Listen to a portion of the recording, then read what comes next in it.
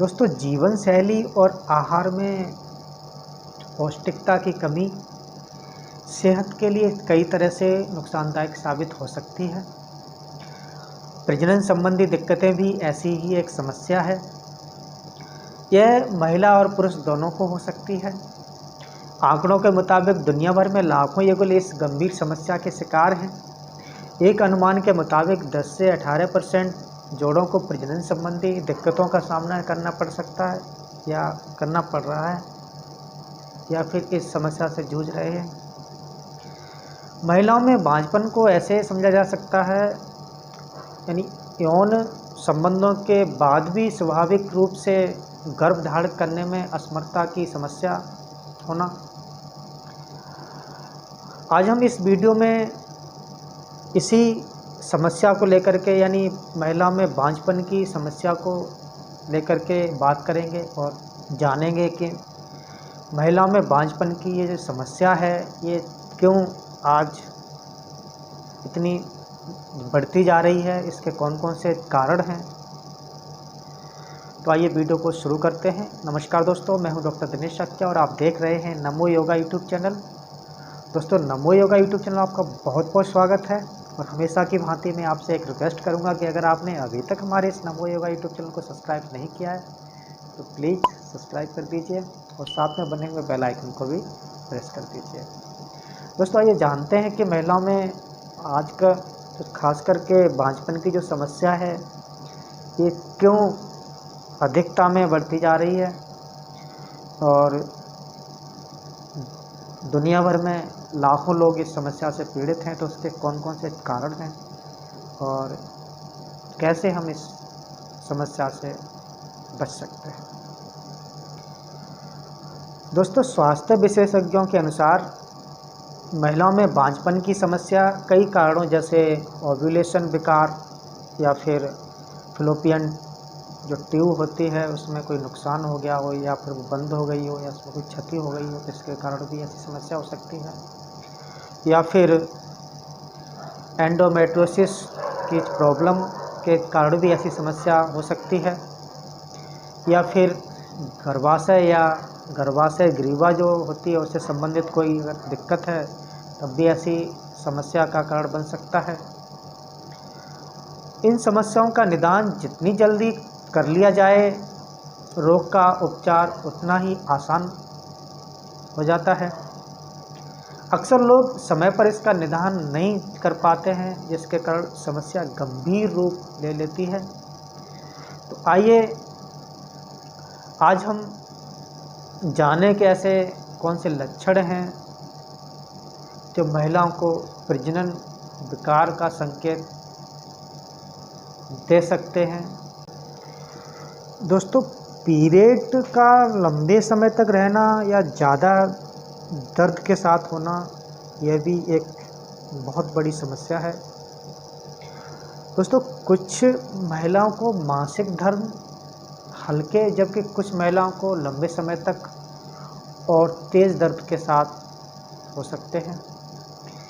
Endometriosis एक ऐसी बीमारी है जिसमें पीरियड्स का अनियमित या फिर रेगुलर रूप से ना होना या फिर दर्द के साथ होना या फिर बहुत ही दर्दनाक स्थिति में होना, इस लक्षणों को दर्शाता है। ये एंडोमेट्रियोसिस जो बीमारी का जो संकेत है। तो इसमें एक्चुअली होता क्या है कि मासिक धर्म का जो बैलेंस है वो अनियमित हो जाता है, यानी इरेगुलर हो जाता है और मासिक धर्म अधिक पीड़ादायक हो जाता है, अधिक पीड़ा के साथ होता है। तो ऐसी स्थिति में हमें डॉक्टर से संपर्क करना चाहिए, गायनेकोलॉजिस्ट से मिलना चाहिए, क्योंकि ये प्रजनन विकार की तरफ इंगित करता है और प्रजनन विकार का ही एक लक्षण है। इसके अलावा शारीरिक संबंध बनाने के दौरान असामान्य दर्द होना। जी हाँ दोस्तों, जब युगल जो दंपत्ति हैं, जब शारीरिक संबंध बनाते हैं, जब अपनी फैमिली प्लानिंग करते हैं तो शारीरिक संबंध बनाते हैं, उस दौरान असामान्य रूप से दर्द होता है या फिर अधिक दर्द होता है, तो यह महिला की प्रजनन क्षमता को प्रभावित कर सकता है। यह दर्द संक्रमण यानी इन्फेक्शन या फिर एंड्रोमेट्रोसिस और फाइब्रॉइड जैसी समस्याओं का कारण हो सकता है, जो प्रजनन क्षमता को प्रभावित कर सकता है। तो अगर ऐसी स्थिति है तो आपको तुरंत डॉक्टर से संपर्क करना चाहिए। अगर ये लक्षण दिख रहे हैं, अधिक पीड़ा हो रही है उस दौरान, तो ये किसी भी कारण हो सकता है। इन्फेक्शन हो सकता है, फंगल इन्फेक्शन हो सकता है, या फिर एंडोमेट्रोसिस की प्रॉब्लम हो सकती है, या फिर सिस्ट हो सकती है।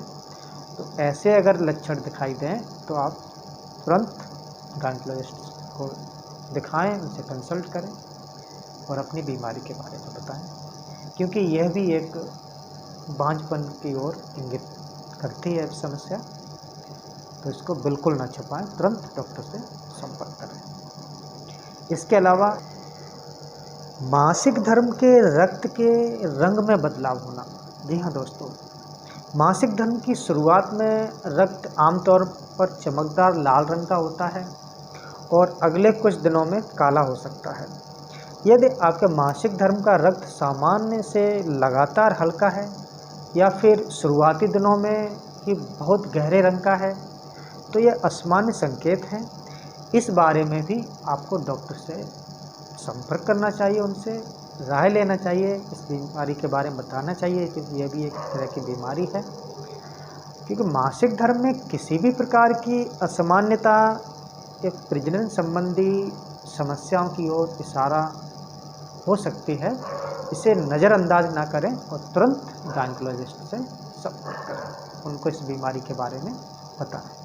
अगर आपके मासिक धर्म का जो ब्लीडिंग हो रही है, अगर एक्चुअली होता क्या है कि सामान्य स्थिति में पहले के कुछ दिनों में ये चमकदार लाल रंग का होता है और जैसे ही दिन बढ़ते जाते हैं डार्क कलर का होना शुरू हो जाता है।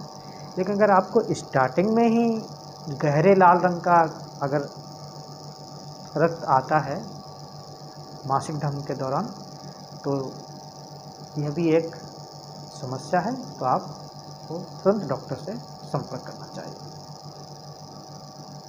इसके अलावा स्वास्थ्य संबंधी अन्य स्थितियां भी होती हैं जो बांझपन का कारण हो सकती हैं।